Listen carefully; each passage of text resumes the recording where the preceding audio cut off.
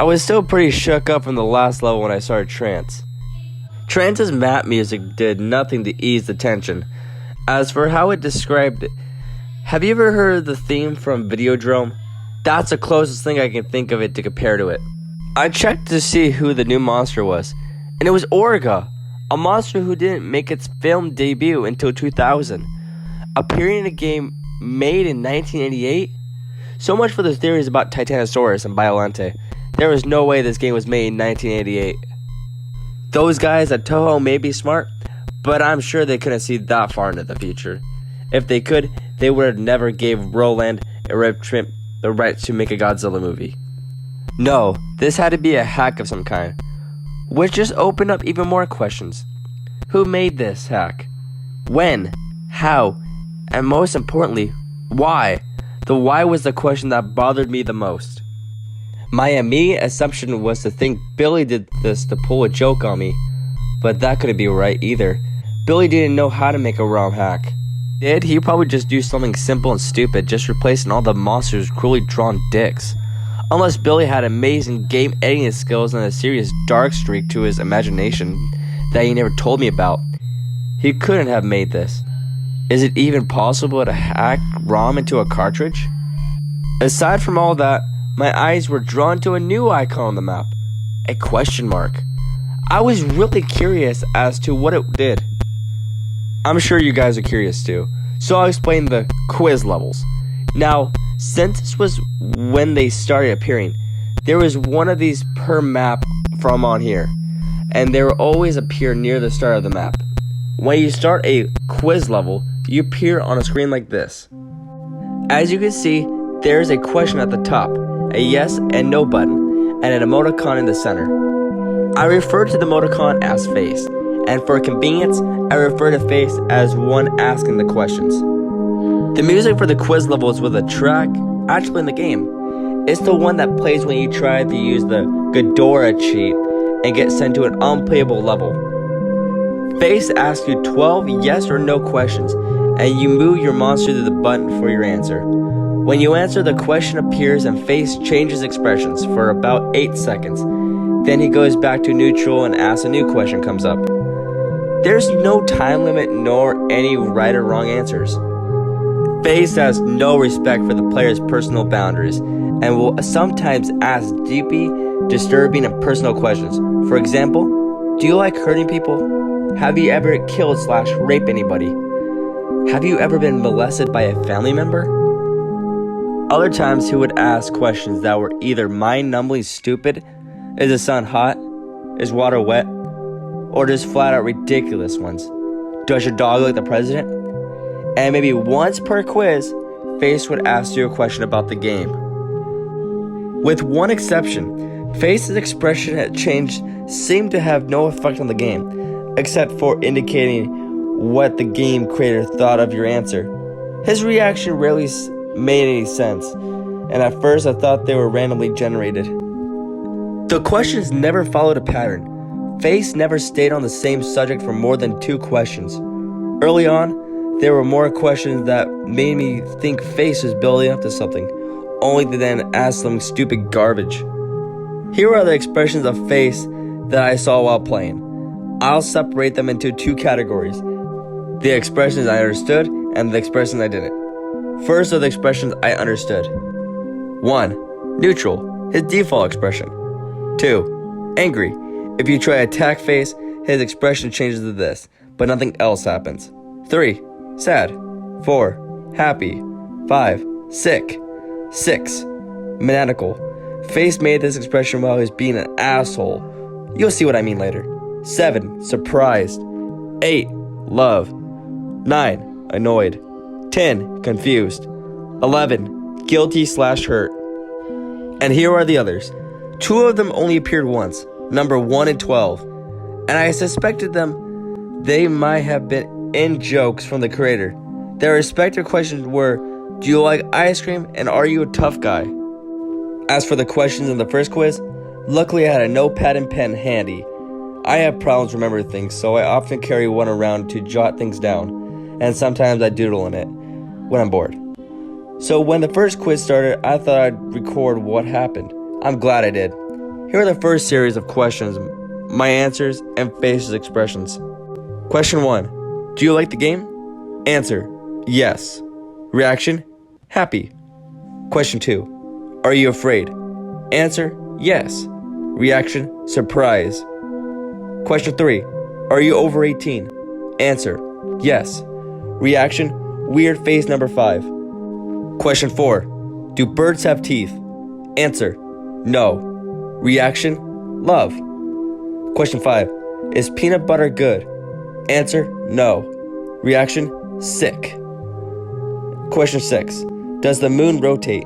Answer, yes. Reaction, weird face number 11. Question 7. Have you had a job? Answer, yes. Reaction, confused. Question 8. Do you like hurting people? Answer, no. Reaction, annoyed. Question 9. Is the sun hot? Answer, yes. Reaction, sad. Question 10. Do you like dogs? Answer, yes. Reaction, happy. Question 11. Is the president good? Answer, yes. Reaction, weird face number 3. Question 12. Does your dog like the president? Answer, no. Reaction, happy. Now that I've explained all that, time for the gameplay. After the quiz level, I tried the new green temple icon first. Wow, maybe this is why the game is so weird. One of the designers was clearly drugged out of their mind. Jokes aside, I was quite impressed by the graphics of this level. As distorting as they were, the music had a hypnotic Indian techno vibe to it. There were 2 new enemies in this level, a flying ghost thing with a trunk and a bat with a horse skull for a face. They appear at random, but I was lucky to get a screen cap of them both. Then I proceeded to a blue mountain level, expecting a nice, calm stroll. I took my time walking through and was completely taken by surprise when this happened. Mugira came speeding towards me and took off quite a bit of my health when his tentacles screws. It only took me 2 minutes to kill him without having to worry about a time limit, but the boss monster never showed up in the scrolling levels in a normal game. I was worried as to what the other rules the game would break. After another blue mountain stage, it was time to fight Notvaran, whose replacement was one of the most bizarre things in the game. This strange creature attacks you by kicking and also opening up his chest and firing heat-sinking missiles. I still don't get it. The missiles were sometime a pain to deal with, but I found out you could tail whip them out of the way. Notvaran was probably the easiest of the monster replacements. The same could not be said for Nahadora. Apparently, the source of the horse bat, Nahadora was the most aggravating, difficult monster to fight yet, mostly because of his special ability, who could shear and summon a small swarm of those horse bat things. I know there's only 2 in the screen cap, but every time he did this, about 10 would arrive. The AI took advantage of the distraction and attacked twice as fast while the horse bat things were flying around. Once that annoyance was over with, I went through a green temple level to kill some enemies to restore my health. Interesting, none of the horse bats showed up after the Nahadora was killed. And that was when I got an idea. If killing all the monsters would make the red face show up, what would happen if I tried avoiding fighting Agura and go straight to the base? So I gave it a try. There was no monster there. When I tried to start the base level, and immediately afterward, the game took control of my Godzilla piece and moved it in front of Orga. My little trick didn't work, so I tried to prepare myself for another chase. But first, I had to beat Orga. The fight with Orga confirmed another thing. Whoever created this game hack was clearly a Godzilla fan. Not only because they picked a monster like Orga, but they really actually implemented something that happened in Godzilla 2000 in a really neat way. Orga's primary attacks were a punch and a heat beam from his shoulder cavity. But once you had got him down to half his health, he did something new. He would expand his jaw and try to swallow Godzilla, in the process stealing your health and energy. But in doing so, he gave himself a new weakness. Firing a heat beam into his mouth would take a devastating 4 bars off his life meter. With that weakness revealed, I soon beat Orga, and despite how much I hope otherwise, the red face appeared on the map. where the bass was, and the music stopped. I readied myself as best as I could. I started the level on seeing that it was basically the same as the first. I didn't waste a millisecond before I started hauling ass. I soon encountered obstacles in forms of the ground tile suspended in the air. Most of them you could jump over or destroy. Others you had to crouch under. About 40 seconds into it, I heard that horrible bellowing roar and saw that spider beast following close behind me. Stacks of obstacles barely slowed it down. It would back up and then charge its way through them, smashing them into pieces.